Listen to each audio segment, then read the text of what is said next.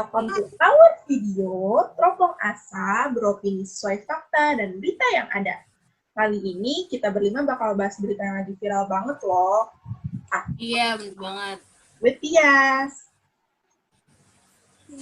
Betul banget tuh. Sebelumnya kita kenalan dulu ya. Sini. Gue namanya Kina. Pepatah bilang, tak kenal maka tak sayang lo guys. Kenalin, gue Septi.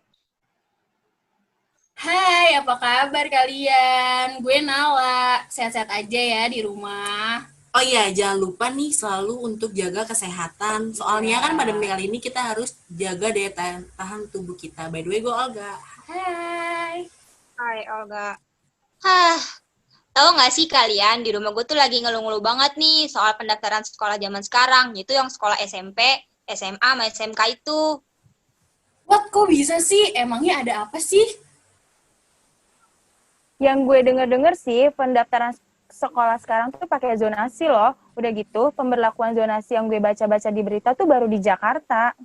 Betul tuh, mama gue juga lagi ngedumel gitu terus. Katanya nggak fair kalau kayak gitu. Apalagi ditentuinnya sama umur juga. Yang umurnya masih terlalu muda, nggak bisa dapet sekolah yang dia pengen. Padahal nilainya memuaskan loh, sayang banget kan? Kebetulan banget nih hari ini kita bakal beropini tentang zonasi yang diberlakukan buat daftar pendidikan. Tema kita hari ini adalah zonasi datang, sekolah favorit hilang. Nah, jadi kita bakal nampilin cuplikan artikel dan video. Cekidot!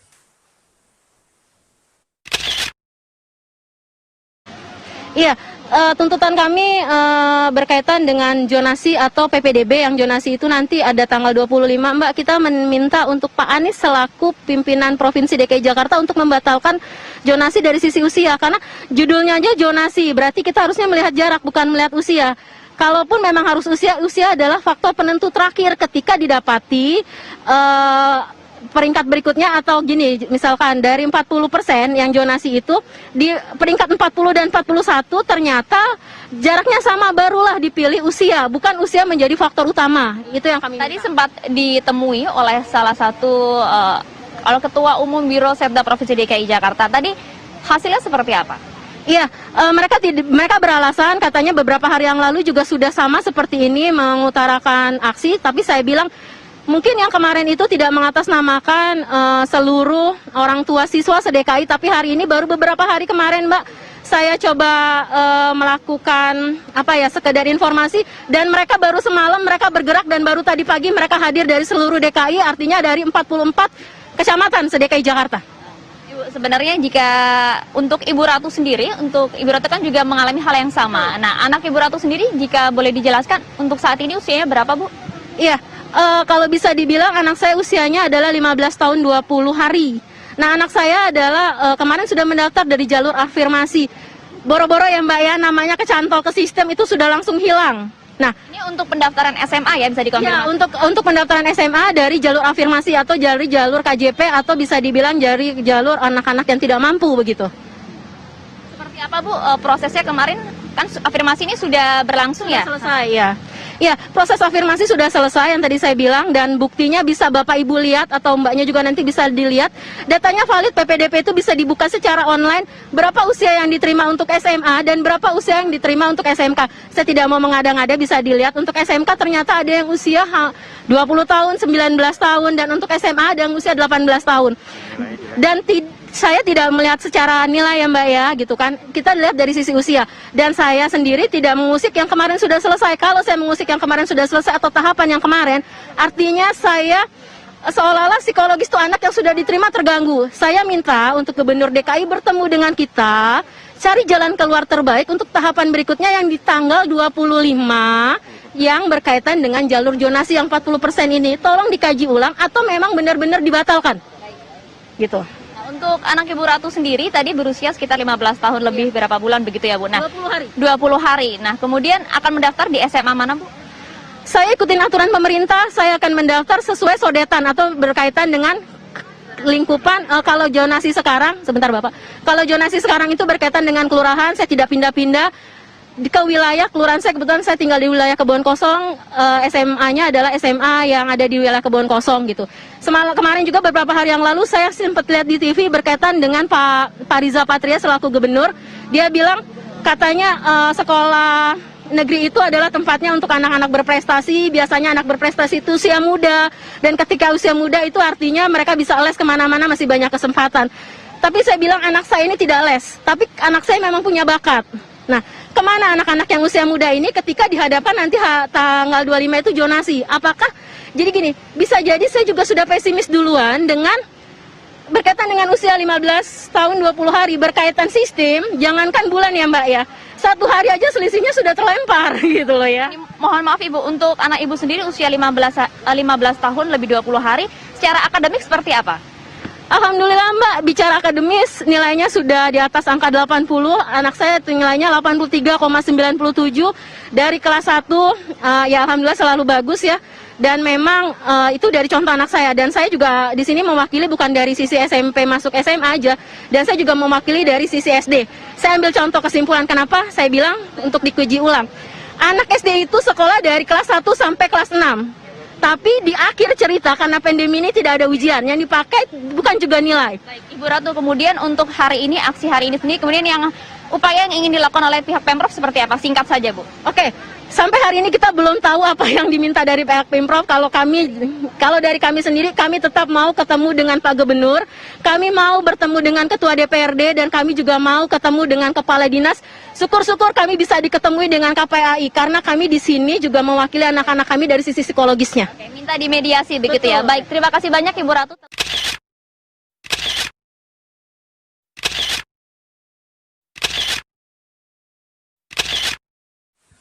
Nah, jadi gimana menurut kalian? Kebijakan zonasi aja udah nimbulin pro dan kontra pas tahun lalu. Sekarang malah ditambahin tuh batas minimum umur buat masuk sekolah. Pusing banget pasti orang tua zaman sekarang. Gua rasa bukan cuma orang tua aja yang pusing, tapi kayak yang punya adik yang mau masuk SMP, SMA, dan SMK, sama kayak gue dan Tias, pasti juga kena imbas pusingnya. Bener, berkali-kali gue kena omelan dan denger emak gue marah-marah karena zonasi plus minimum umur ini. Udah gitu kan gue yang harus mendaftarin lewat online-nya. Berhubung berapa persen orang tua pasti gaptek kan. Nah, menurut gue juga ini tuh nggak fair banget. Kayak dulu kita waktu kita daftar kan masih pakai NEM. Jadi mau masuk sekolah favorit tinggal cari tahu sekolah favorit kita nerima NEM berapa. Abis itu udah deh orang tua kita tuh jadinya bisa ngira-ngira anaknya harus dimasukin ke sekolah yang mana tanpa harus musingin umur sama letak sekolahnya itu. Gak heran sih kalau banyak orang tua yang protes, karena itu ngebebanin banget buat orang tua maupun calon peserta didik. Lo bayangin aja, lo punya nilai bagus, tapi umur lo kurang, dan lo harus bersaingnya sama nilainya yang di bawah lo. Tapi umurnya jauh di atas lo, sedih banget gak sih? Kayak percuma udah belajar mati-matian buat dapet nilai bagus, yang digunain cuma nilai rata-rata rapot. Tuh. Asal kalian tahu ya, nilai rata-rata rapot tuh buat jalur prestasinya. Kalau daftarnya pakai jalur zonasi dulu. Ya mau nggak mau terpaku sama umur aja, plus kelurahan sekolah itu sama kelurahan tempat tinggal kita sama atau enggak. Kalau nggak sama ya kempas deh. Tapi ya, kenapa Kemendikbud ngeluarin kebijakan kayak gitu? Apa karena pandemik yang lagi ngerasain masyarakat ini? Tapi kenapa Kemendikbud nggak menimbang-nimbang lagi gitu loh dampak dari kebijakan yang dia bikin ini? Iya sih, gue juga bingung. Karena kan pasti kalau mau bikin suatu kebijakan tuh harus nimbang-nimbang dulu kan. Buat kedepannya kayak gimana. Plus minusnya apa, terus konsekuensinya apa, dan kenapa kebijakan ini harus dikeluarin gitu. Tapi gue penasaran deh, kebijakan ini berhubungan sama pandemi sekarang ini gak sih? Gua rasa sih enggak ya, karena kebijakan zonasi ini tuh udah dari tahun-tahun sebelumnya, tapi baru diterapinnya sekarang. Iya. Yang gue tahu, kebijakan zonasi itu prinsipnya untuk meratakan potensi siswa berprestasi di setiap sekolah. Jadi, gak semua siswa pintar kuliah di satu sekolah favorit. Hanya ada zonasi supaya sekolah di sekitar rumahnya juga punya potensi siswa berprestasi. Semacam swadaya masyarakat untuk lingkungan sendiri gitu nggak sih? Ya, kurang lebih kayak gitu. Tapi kenapa harus pakai batas minimum umur coba? Percuma dong kalau mau memeratakan potensi siswa berprestasi tapi umur jadi hambatan. Iya nggak sih? Iya juga ya. Iya nggak sih? Iya benar, karena kalau ada batas minimum umur pun percuma. Yang punya prestasi bagus gitu ya, tapi umurnya masih muda ya nggak bakal masuk juga. Udah gitu banyak sekolah yang kuota tampungan calon peserta didik barunya tuh sedikit banget. Jadi kemungkinan kelempar tuh gede banget. Apalagi kelemparnya karena urutan di atas dia punya umur yang jauh lebih tua di atas dia, tapi prestasinya kurang. Gak worth it sih kalau menurut gue. Iya sih. Iya sih. Nah, jadi menurut kalian, positif dan negatif dari kebijakan ini tuh apa sih? Kalau menurut gue positifnya tuh ada pemerataan sekolah, jadi nggak ada lagi tuh yang namanya sekolah unggulan atau sekolah reguler. Terus jarak ke sekolah yang dituju juga jadi nggak jauh-jauh banget.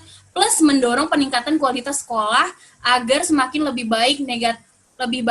Negatifnya sendiri sih terkesan membatasi atau mempersempit pilihan siswa untuk bersekolah berdasarkan domisilinya. Udah gitu ada kemungkinan untuk mengelabuhi domisili atau tempat tinggal melalui pembaruan kartu keluarga. Terus kalau menurut gue sendiri sih kayak positifnya itu kita bisa lebih ngirit dalam segala hal, terutama ongkos sama waktu. Bisa ngilangin stigma masyarakat juga tuh tentang sekolah favorit, anak-anak cerdas yang tersebar di satu sekolah aja. Guru yang merasa hebat karena mengajar di sekolah sedikit demi sedikit akan pudar. Pengkastaan sekolah, guru, murid, orang tua dapat dihilangkan. Kalau negatifnya sih anak-anak jadi kehilangan semangat bersaing ya. Orang tua juga ramai berbondong-bondong memindahkan domisili agar dekat dengan sekolah favorit. Sama ketidakadilan terhadap anak didik yang berprestasi bakal muncul tuh. Menurut gua, dampak positif zonasi itu pendidikan di suatu daerah menjadi merata tanpa adanya kesenjangan sosial dari baik yang di kalangan menengah atas ataupun yang di kalangan bawah. Selain itu, zonasi juga mempermudah siswa dalam menjangkau dan mengakses sekolah dalam arti gak kesulitan di transportasinya, sehingga biaya pendidikan bisa ditekan seminim mungkin. Kalau dampak negatifnya kurang tepat bagi pedesaan nih, soalnya kan di pedesaan antar rumah itu kan nggak deket-deket kayak yang di perkotaan gitu kan. Nah, terus habis itu kan sehingga tuh kayak bikin siswanya tuh sulit buat jangkau sekolah terdekat gitu. Jadi kayak misalkan supaya kan di suatu desa itu pasti ada satu sekolah tapi mencakup beberapa kelurahan gitu. Jadi kayak terkadang akibat zonasi banyak satu sekolah yang menampung banyak siswa pendidiknya. Jadi tuh bikin penuh suatu sekolah. Jadi kayak sebenarnya sih ini nggak worth it buat desa-desaan. Oke, sekarang menurut gue ya, jujur positifnya itu kalau menurut gue jarak rumah sama sekolah tuh nggak terlalu jauh. Ya, jadi nggak perlu repot-repot ngisingin transportasinya itu. Udah gitu, jadi hemat waktu, hemat ongkos pula.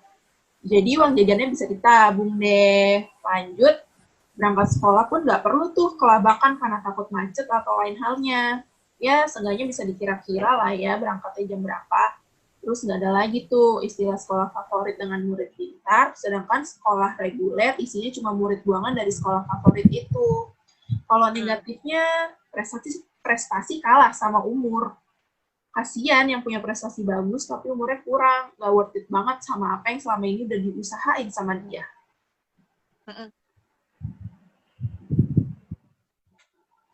Terakhir, ini menurut gue pribadi, positifnya itu jelas lebih mendahulukan yang umurnya lebih tua. Kenapa bisa positif? Karena bisa jadi dulu siswa itu sempat ketunda pendidikannya, dan pemerintah ngasih kesempatan agar siswa itu dapat pendidikan seperti siswa lainnya. Buat yang negatifnya, pertama, waktu PPDB jangkanya lama. Menurut gue, waktu yang diberikan ini terlalu lama. Dari tanggal 17 sampai 25 kalau nggak salah. Waktu yang diberikan ini bisa dipakai sama siswa-siswa lain buat nyari surat keterangan domisili gitu. Jadi mereka punya waktu buat memanipulasi domisilinya. Yang kedua, pemberian nilai zona. Pemberian nilai zona itu tuh kayak salah banget gitu loh. Salah sejujurnya, cuma apa nggak kasihan sama murid lain yang nggak dapet zona. Mereka kan juga pengen sekolah di SMP, SMA, SMK yang mereka mau. Tapi mereka banyak banget siswa yang daftar jalur prestasi, malah satu zona sama sekolahnya. Siswa jadi kesusahan untuk daftar ke sekolahan yang mereka mau karena keterbatasan zonasi. Itu aja sih yang gue tangkap dari PPDB ini. Semoga kalian bisa masuk ke sekolah yang kalian mau ya. Semangat! Nah, jadi itu semua adalah opini dari kita berlima untuk hari ini tentang sistem zonasi yang lagi viral banget. Nah, semoga konten kita ini tuh bisa menyuarakan apa yang ingin kalian ungkapin dan kalian rasain. Ambil positifnya dan buang deh negatifnya. Jangan lupa like, comment, subscribe untuk topik ini yang sekarang jadi opini selanjutnya ya. Tunggu konten kita selanjutnya. Teropong Asa, beropini sesuai fakta dan berita yang ada. Bye! See you on the next video. Yeah. Bye. Lifestyle.